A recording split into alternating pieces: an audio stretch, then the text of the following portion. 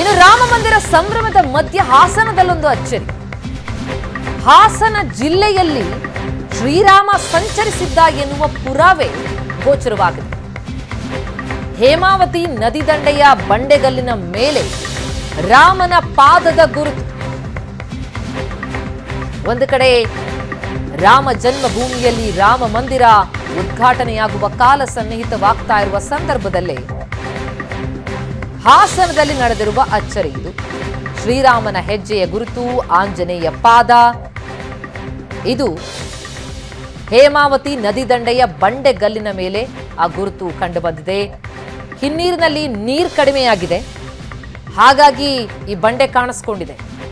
ಆಲೂರಿನ ಕಾಗನೂರು ಸಮೀಪ ಬಂಡೆ ಮೇಲೆ ಶ್ರೀರಾಮನ ಹೆಜ್ಜೆ ಗುರುತು, ಆಂಜನೇಯನ ಪಾದ ಗೋಚರವಾಗಿರುವುದು. ಬಹಳ ಕುತೂಹಲದಿಂದ ಈ ಪಾದ ವೀಕ್ಷಣೆಗೆ ಸಾರ್ವಜನಿಕರು ಬರ್ತಿದ್ದಾರೆ. ರಾವಣನ ಹತ್ಯೆ ಬಳಿಕ ಬ್ರಹ್ಮದೋಷ ಹತ್ಯಾ ಪರಿಹಾರಕ್ಕಾಗಿ ಲೋಕ ಸಂಚಾರಕ್ಕೆ ರಾಮ ಮುಂದಾದ. ಆಗ ಬಂದಾಗ ಇದ್ದ ಹೆಜ್ಜೆ ಗುರುತಿದು ಅನ್ನುವುದು ಪ್ರತೀತಿ. ಪೂರ್ವಿಕರ ಕಥೆಗೆ ಪುಷ್ಟಿ ಕೊಡ್ತಾ ಇದೆ ಬಂಡೆಗಲ್ಲಿನ ಮೇಲಿನ ಕುರುಹುಗಳು.